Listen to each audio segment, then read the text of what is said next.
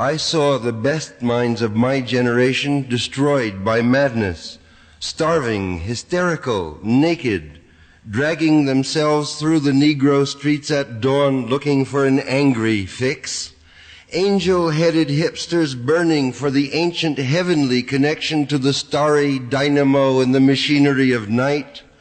who, poverty and tatters and hollow-eyed and high, sat up smoking in the supernatural darkness of cold water flats, floating across the tops of cities, contemplating jazz,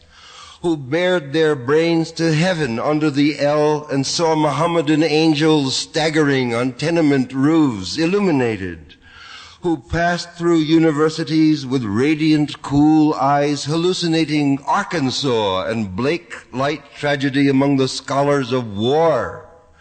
who were expelled from the academies for crazy and publishing obscene odes on the windows of the skull,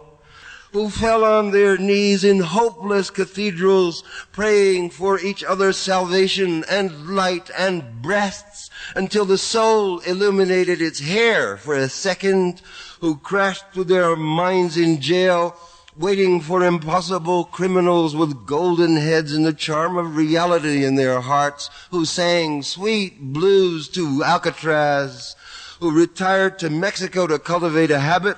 or Rocky Mount to tender Buddha, or Tangiers to boys, or Southern Pacific to the black locomotive, or Harvard to Narcissus to Woodlawn to the daisy chain or grave, who demanded sanity trials, accusing the radio of hypnotism, and were left with their insanity in their hands in a hung jury, who in humorless protest overturned only one symbolic ping-pong table, resting briefly in catatonia,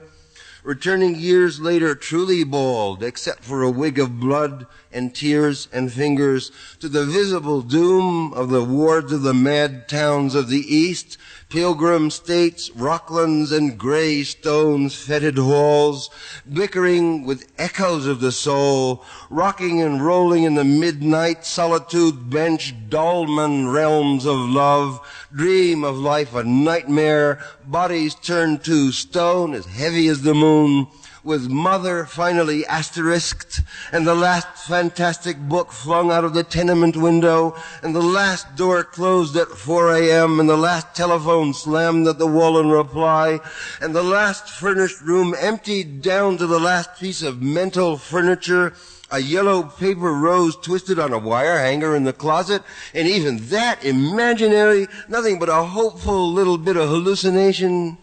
Ah, Carl, while you are not safe, I am not safe. And now